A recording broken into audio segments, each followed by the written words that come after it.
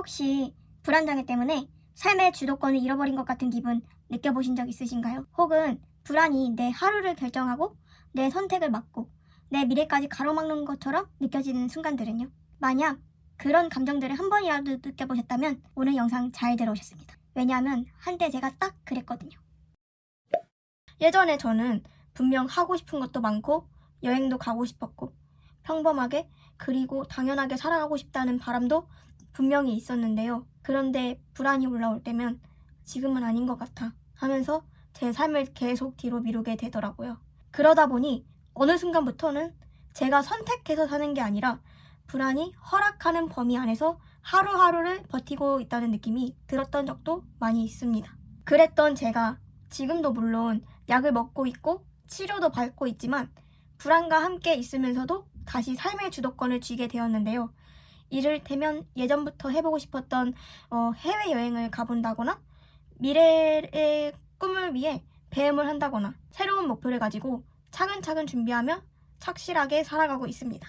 이러한 변화는 불안이 사라져서가 아니라 불안에 대하는 방식이 달라졌기 때문에 일어난 일이라고 저는 개인적으로 생각합니다. 그래서 오늘은 불안을 완전히 없앤 사람의 이야기가 아니라 불안을 안고도 선택을 멈추지 않게 된 한 사람으로서 어떻게 삶의 주도권을 다시 잡고 주체적으로 삶을 살 수 있게 되었는지 그 과정을 제 경험을 바탕으로 차근차근 이야기해 보도록 하겠습니다.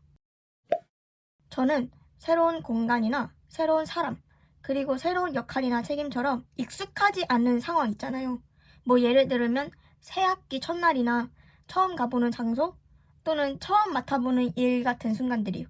그런 익숙하지 않은 상황에 놓이면 저는 신기하게 남들보다 유독 불안을 크게 느끼는 편이에요.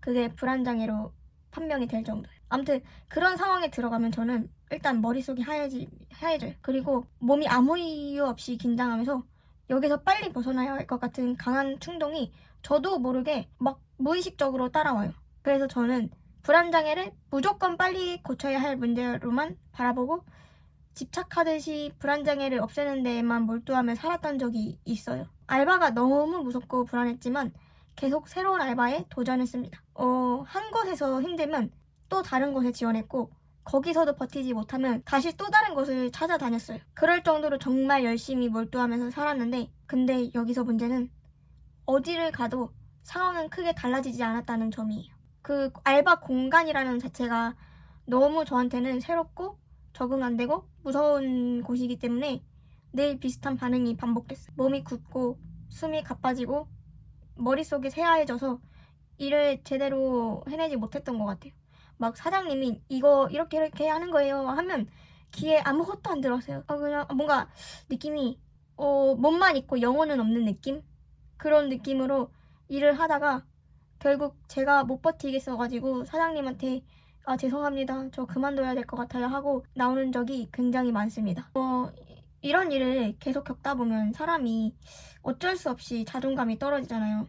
저는 뭔가 보이지 않은 벽에 계속 부딪혀서 튕겨 나오는 느낌이 들었어요. 왜냐면 아무리 애써도 앞으로 나가지 못하니까. 나는 왜 이거 하나 제대로 못할까? 라는 생각이 들더라고요, 자꾸.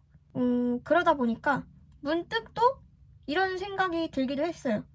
이게 정말 전부 내가 못나서 그런 걸까? 내 자신이?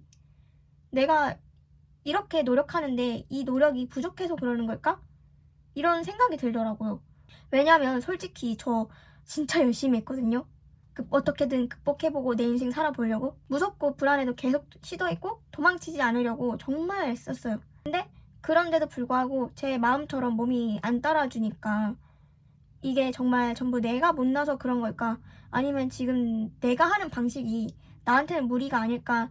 이런 생각이 들더라고요. 그래서 그때를 기점으로 저는 지금처럼 무작정 버티고 참고 부딪히기가 아니라 내 상태를 기준으로 다시 생각해봐야겠다는 생각이 들었고 그 지점이 제가 처음으로 방식을 새롭게 바꾸게 된 계기가 되었습니다.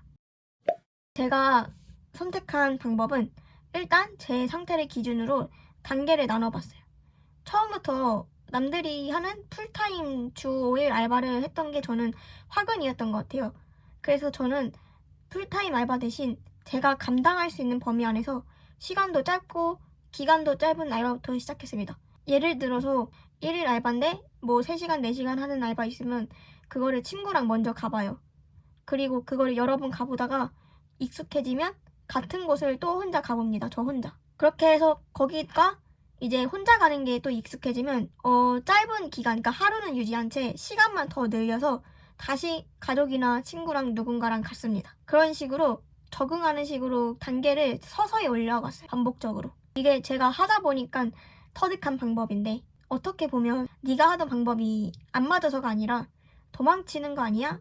라고 생각하실 수도 있을 것 같아요. 제 딴에는 할 수 있는 최선이었고 제 기준에서는 아예 안 해버리는 선택이 아니라 할 수 있는 방식으로 끝까지 해보는 선택이라고 생각했기 때문에 저한테는 잘 맞았던 방법인 것 같아요. 결과론적으로 이런 과정을 반복해서 저는 지금 혼자서 주 5일 풀타임 알바를 7개월째 같은 곳에서 이어가고 있습니다. 저는 이 훈련을 3, 4년 정도를 한 것 같아요. 꽤 오랜 시간이 걸렸죠. 솔직히 말해서 이 정도 시간을 들였으면 불안이 완전 사라지지 않을까라는 그런 기대를 하게 되잖아요.